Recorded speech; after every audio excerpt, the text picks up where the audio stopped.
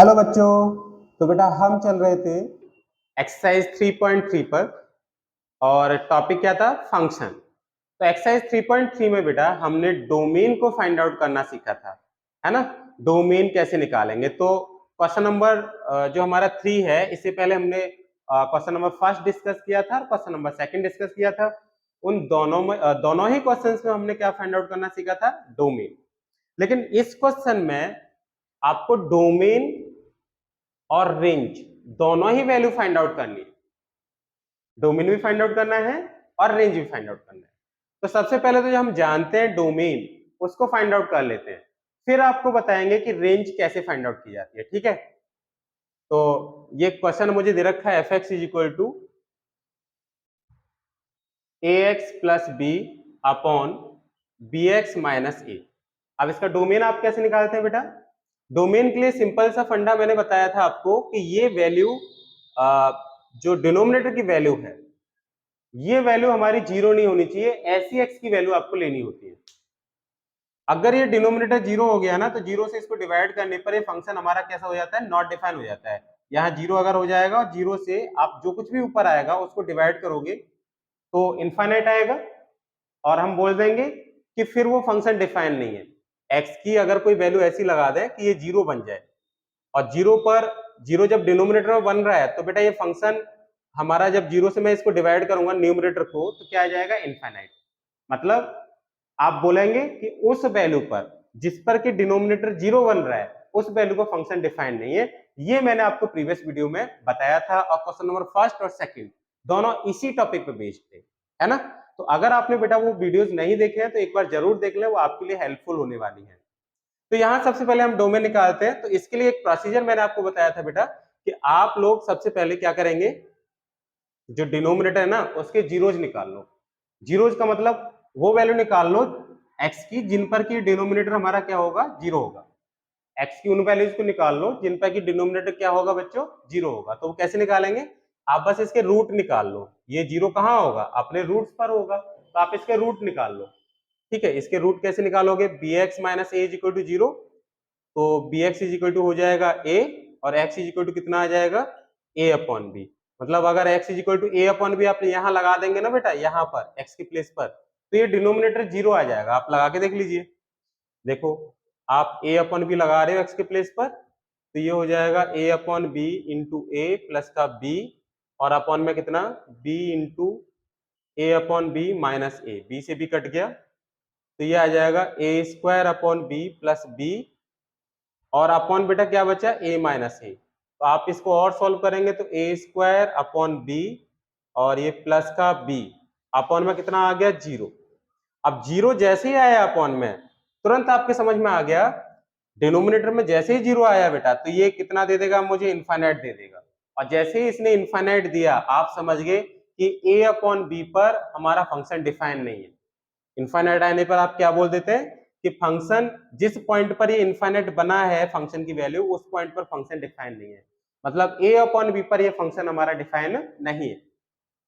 तो आपने ये वैल्यू निकाल ली x equal to a upon b, और यहां से ये पता चल गया कि यहाँ पर ये फंक्शन डिफाइन नहीं है। और आप कोई सी भी रियल वैल्यू लगा लो, कोई सी भी रियल वैल्यू लगाओ, हर रियल वैल्यू के लिए क्या होगा? डिफाइन होगा बेटा। केवल किस पे डिफाइन नहीं होगा? ए अपॉन बी पे डिफाइन नहीं होगा। तो आपका सिंपल सा काम है, इसका डोमेन निकालने के लिए मैंने आपको बेटा प्रीवियस वीडियो में भी बताया है कि आप रियल नंबर में से ए अपॉन बी हटा दो।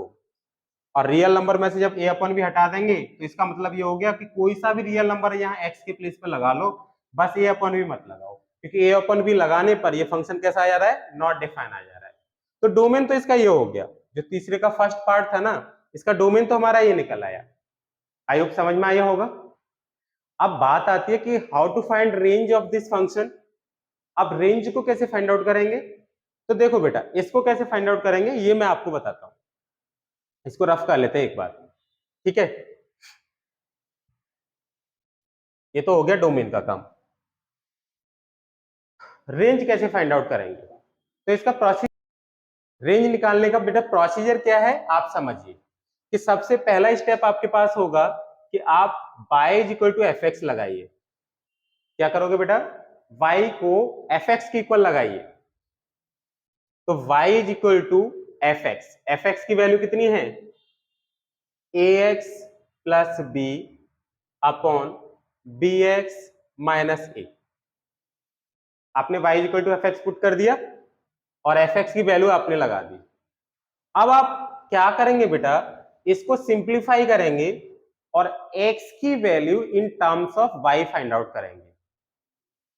आप क्या करेंगे, इसका इधर मल्टीप्लाई कर लीजिए, y bx minus a is equal to a x plus b, और फिर आगे सॉल्व करेंगे तो ये हो जाएगा बी एक्स वाई माइनस का a y is equal to a x plus b. हमें क्या फाइंड आउट करना है बेटा सेकंड स्टेप में? सेकंड स्टेप में हमें x की वैल्यू फाइंड आउट करनी है इन टर्म्स ऑफ y के टर्म्स में हमें x की वैल्यू फाइंड आउट करनी है। तो आप बेटा इसका इधर क्रॉस मल्टीप्लाई कर लिया ना, इधर डिवाइड हो रहा है, इधर जाके मल्टीप्लाई हो जाएगा, और y से अंदर मल्टीप्लाई किया तो कितना आ जाएगा बी एक्स वाई माइनस का a y is equal to a x plus b. अब बेटा हमें x की वैल्यू निकालनी है, तो एक काम करिए, जो x वाला टर्म है ना, ये वाला, इस x वाले टर्म को तो x के पास ले जाओ, है ना, और जो कांस्टेंट टर्म है इस कांस्टेंट टर्म को इधर ले आओ, तो ये हो जाएगा a y minus b is equal to a x minus का बी एक्स वाई, इतना बन जाएगा। अब बच्चों क्या करोगे, ये हो जाएगा माइनस ए वाई माइनस का बी इज इक्वल टू, यहां से बेटा क्या कॉमन आ रहा है, एक्स कॉमन आ रहा है, क्या बच गया, ए माइनस बी वाई बच गया।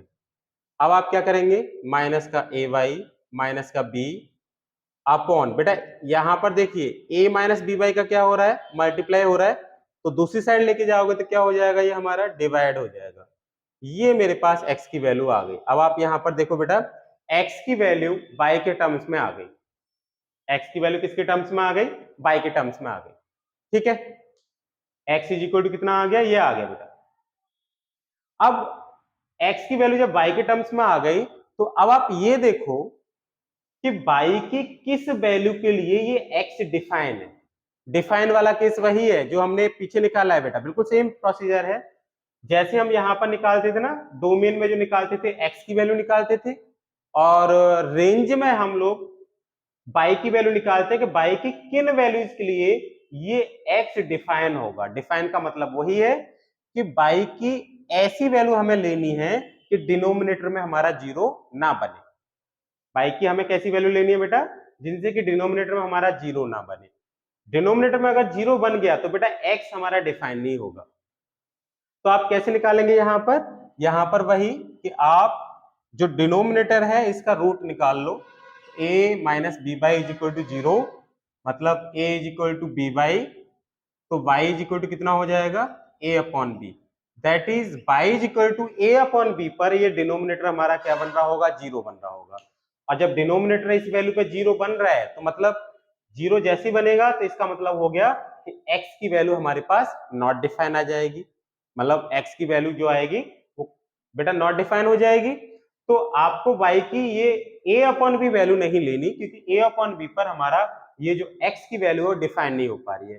कि आप y is equal to a upon b यहाँ लगाओगे, यहाँ बन जाएगा जीरो, बेटा आप लगा के देख लो, जैसे minus a into a upon b minus b, और ये हो जाएगा a minus b into a upon b is equal to x.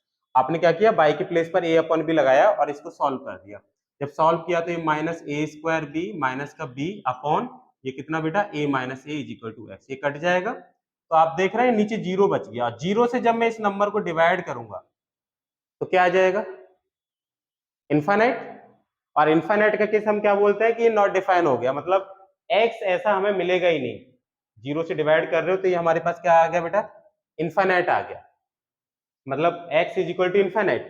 तो इस केस को क्या बोल देते हैं हम लोग कि ये x हमारा नॉट डिफाइन हो गया। तो x नॉट डिफाइन किस वैल्यू पर हुआ, y की पर, y is equal to a upon b पर हुआ। तो इसलिए आप बेटा क्या करेंगे कि यहां पर x किस वैल्यू पर नॉट डिफाइन आया है, y is equal to a upon b पर, तो आप जो इसकी रेंज है उस रेंज को निकालने के लिए क्या करेंगे कि रियल नंबर में से a अपॉन बी को घटा दीजिए। मतलब आप कोई सा भी रियल नंबर ले लो, बस a अपॉन बी मत लो, क्योंकि a अपॉन बी पर बेटा ये कैसा होगा, नॉट डिफाइन होगा। क्लियर हुआ। अब यहां पर बेटा स्टेप मैंने आपको बता दिए कि आप यहां पर कैसे इसको सॉल्व करेंगे। अब यहां मैं एक बात बताता हूं कि y equal to f x हमने क्यों लिया, है ना। तो आप जो स्टार्टिंग है हमारे लेक्चर से उनको देखिए बेटा, मैंने आपको बताया था कि जैसे ये देखो बेटा, ये मेरे पास कोई फंक्शन है एफ एक्स, ठीक है, और यहां से आपने एक्स दिया और ये एक्स यहां पर मैप हुआ और ये मान लिया किसके इक्वल आ गया, बाई के इक्वल आ गया, बाई यहां पर है, बाई यहां पर है। तो इसका सेंस क्या है कि जो बाई है ना, ये जो वैल्यू निकल के आएगी, ये जो y है, ये y हमारा किसके इक्वल माना जाएगा बेटा, इस fx के इक्वल माना जाएगा। ये y है क्या कि x जब आप यहाँ वैल्यू लगा रहे हो तो जो fx आ रहा है वही y है। मतलब मैं एक और एग्जांपल लेके समझाता हूँ, शायद आपको कंफ्यूजन हो रहा हो कि आपने fx इज इक्वल टू जैसे एक्स स्क्वायर ले लिया और यहां पर ये देखो आपने यहाँ x इज इक्वल टू कितना लगाया, 1 पुट किया, x इज इक्वल टू 1 या 2 लगा लो। आप जब 2 लगाएंगे तो ये हो जाएगा f2 और f2 कितने के इक्वल हो गया, 4। F2 कितने के इक्वल हो गया बेटा, 4 के इक्वल हो गया। तो ये जो 4 आया है, ये 4 किसके इक्वल है, F2 के इक्वल है। 4 तो हो गया हमारा y और ये जो y है अब किसके इक्वल हो गया बेटा, F2 के इक्वल हो गया। इसे कंपेयर कर लो, x के प्लेस पर मेरा 2 है और जो निकल के आती है वैल्यू वो क्या निकल के आती है, y निकल के आती है। तो y इज इक्वल टू क्या हो गया, fx। आप इसे कंपेयर करोगे तो सबसे पहला स्टेप आप क्या लेके चलेंगे कि y is equal to fx। क्या स्टेप लेके चलेंगे, y is equal to fx। और y कहाँ का एलिमेंट होता है, y होता है हमारे कोडोमेन का एलिमेंट होता है बेटा। y कहाँ का एलिमेंट होता है, हमारा कोडोमेन का एलिमेंट होता है, ठीक है। आप निकाल रहे हैं रेंज, रेंज का मतलब क्या होता है, तो आप रेंज फाइंड आउट करना चाह रहे हैं। तो बेटा देखो, ये मैंने प्रीवियस वीडियो में सब कुछ बताया हुआ है कि रेंज क्या होती है। रेंज क्या होती है, सेट ऑफ इमेजेस। रेंज क्या होती है, सेट ऑफ इमेजेस। मतलब देखो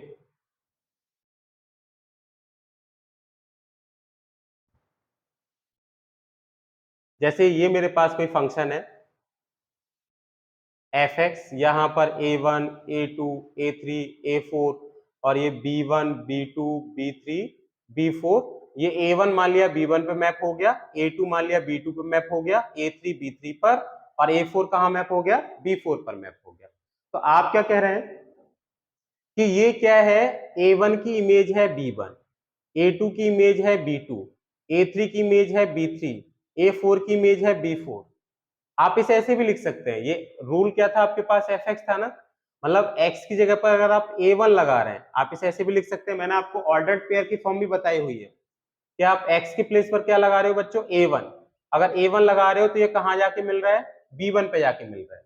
और अगर x के प्लेस पर कितना लगा रहे हो, a2, तो ये कहां जाके मिल रहा है, b2 पे जाके मिल रहा है। अगर आप x के प्लेस पर लगा रहे हो a3 तो ये b3 पे मिल रहा है और x के प्लेस पर लगा रहे हो a4 तो ये कहां जाके मिल रहा है बेटा, b4। आपको दिख रहा होगा, अगर ऐसे लिखा हुआ है तो इसको आप ऐसे भी लिख सकते हैं, ठीक है। तो यहाँ पर ये मेरे क्या है, इमेज सेट है, ये इमेजेस हैं। इन इमेजेस के सेट को आप क्या बोल देते हो, रेंज बोलते हो। तो आपके पास कोई भी अगर फंक्शन दे रखा है तो आपसे वो पूछता क्या है कि x की वैल्यू में कुछ भी लगाऊं तो इसकी इमेज कितनी आएंगी, वो इमेज मेरे पास कितनी आएंगी, ये फाइनली हमें निकालना होता है ना। इमेज सेट क्या होगा, तो यहां पर आप वैल्यू लगाएंगे, कितनी लगाएंगे भाई, बहुत सारी रियल वैल्यूज आप लगा सकते हैं, केवल किसको छोड़कर, मैंने अभी डोमेन इसका निकाला था a अपॉन b को छोड़कर। तो आप कैसे लगाएंगे उन सारी वैल्यू को, तो उन उन सब वैल्यू को लगा के देखने की जरूरत नहीं है, इसके लिए बस एक प्रोसीजर आपको लगाना है।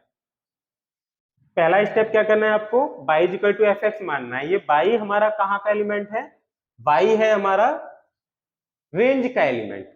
ये बेटा इनमें से कोई वैल्यू है, अब y हमने कोई रेंज का एलिमेंट ले लिया।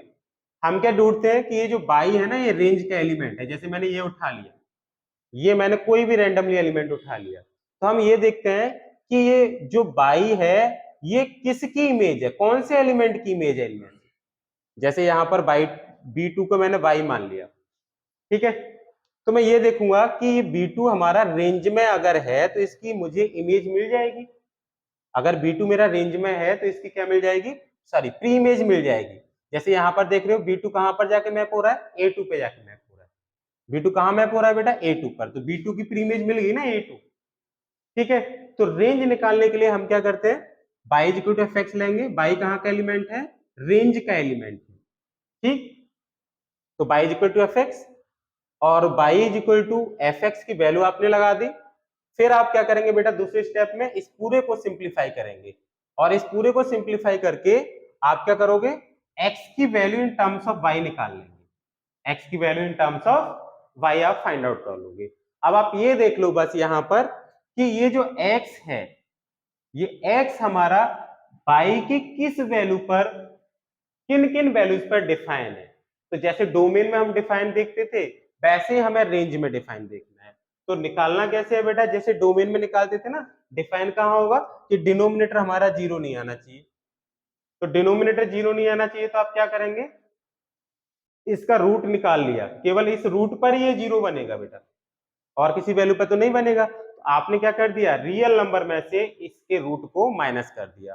तो ये जो निकल के आया है ना हमारे पास, ये जो वैल्यू निकल के आई है, इन सभी वैल्यू पर ये x मुझे डिफाइन मिलेगा, एक डेफिनेट वैल्यू मिल जाएगी। तो हम क्या बोलेंगे कि यही जो हमारे पास निकल के आया है ना r माइनस ए अपॉन बी, ये क्या है बेटा, रेंज है। क्लियर हुआ? आई होप ये समझ में आया होगा कि रेंज हमें कैसे फाइंड आउट करना है। एक बार आप बेटा स्क्रीनशॉट ले लीजिए। अब देखो हम एक और क्वेश्चन इसका सॉल्व करते हैं तो वहां से और क्लियर हो जाएगा। अब देखो बेटा हमें क्या फाइंड आउट करना है, ये थर्ड क्वेश्चन का सेकंड पार्ट है, find the domain and range of the each of the following question, following functions, मतलब जो हमने अभी किया है सॉल्व उसी का ही सेकंड पार्ट है। अब ये फंक्शन दे रखा है f(x = ax minus b upon cx minus d), और हमें इसका डोमेन और रेंज दोनों ही फाइंड आउट करने हैं। तो देखो डोमेन के लिए तो सीधा फंडा क्या बताया था बेटा, डोमेन में तो हम क्या करेंगे, डिनोमिनेटर के सीधे सीधे रूट निकाल लो यहां पर। तो यहां से हमें ये पता चल जाएगा कि डिनोमिनेटर किस पॉइंट पर जीरो हो रहा है। तो यहां से आप देख रहे हो कि ये डिनोमिनेटर हमारा d अपॉन सी पर क्या बन जाएगा, जीरो बन जाएगा, और हमारा फंक्शन इस x की वैल्यू पर कैसा होगा, नॉट डिफाइन होगा। x की वैल्यू अगर मैं d अपॉन सी लगा दूंगा तो ये पूरा फंक्शन हमारा कैसा आ जाएगा बेटा, नॉट डिफाइन, है ना।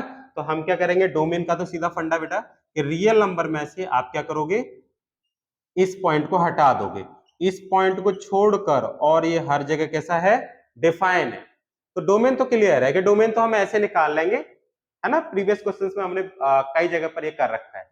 अब बात आती है कि रेंज कैसे फाइंड आउट करें। हम इसकी रेंज फाइंड आउट करते हैं। वैसे तो मैंने इसके ए पार्ट में भी रेंज फाइंड आउट करके दिखाया था, एक बार मैं इसको भी सॉल्व करके दिखाता हूं जिससे और अच्छे से हमारा क्लियर हो जाएगा। देखिए बेटा, तो डोमेन को एक बार रफ कर लें बेटा, ये तो हम निकाल सकते हैं आराम से।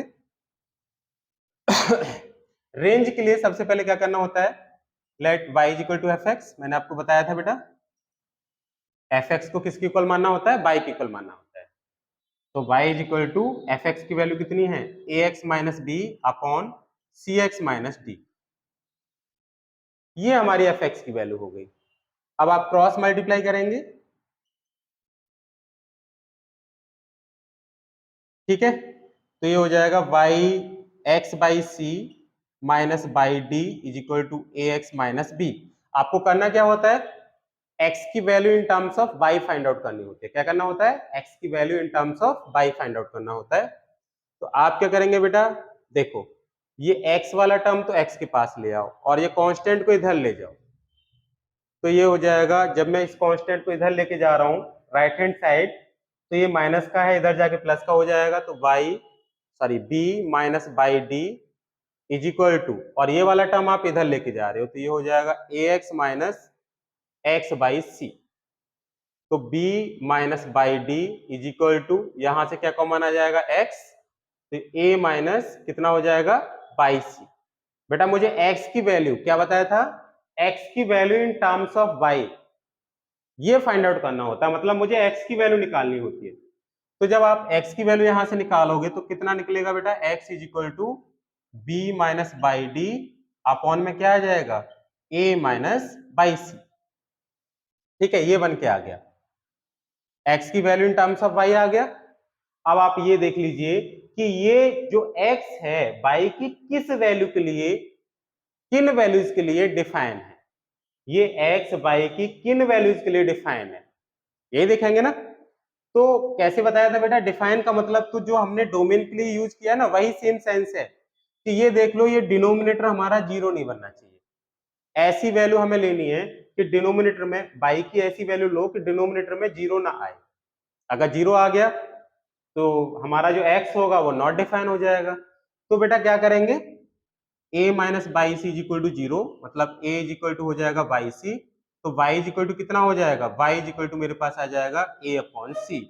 मतलब अगर y की वैल्यू आप a अपॉन सी लगा देते हैं, अगर y की वैल्यू आप क्या लगा देंगे यहाँ पर a अपॉन सी, तो आप a अपॉन सी जैसे ही लगाएंगे बेटा, क्योंकि ये a माइनस बाई सी का रूट है a अपॉन सी, तो ये a अपॉन सी लगाने से ये डिनोमिनेटर जीरो हो जाएगा, और जीरो होते ही बेटा आप समझेंगे कि हमारा ये जो वैल्यू है ये आ जाएगी नॉट डिफाइंड, मतलब x की वैल्यू नॉट डिफाइन हो जाएगी, है ना।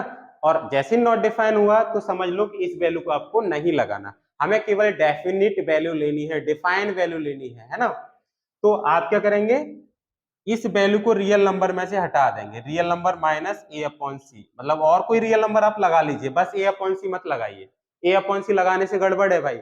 गड़बड़ क्या है बच्चों, गड़बड़ ये है कि ये ए अपॉन सी लगाने से जीरो हो जा रहा है, और जीरो से जब किसी नंबर को आप डिवाइड करते हैं तो हमारा क्या आ जाता है, इनफाइनाइट आ जाता है ना। और इनफाइनाइट का केस ही हम क्या समझते हैं कि यहाँ पर ये नॉट डिफाइंड का केस है। तो बच्चों यहाँ पर जो इसकी रेंज हुई इस फंक्शन की वो कितनी हो गई, ये जो ऊपर हमने निकाली है ना अभी r माइनस ए अपॉन सी, यही बेटा क्या है, इसकी रेंज हो गई। आई होप आपके समझ में बेटा ये आया होगा कि हाउ टू फाइंड रेंज। तो आज की वीडियो में बस इतना ही, बाकी के जो क्वेश्चंस हैं वो बेटा हम नेक्स्ट वीडियो में अपलोड करेंगे। और अगर आपको हमारी वीडियोज अच्छी लग रही है तो बेटा हमारे चैनल को सब्सक्राइब जरूर करें, और वीडियोस को ज्यादा से ज्यादा लाइक और शेयर जरूर करें बेटा।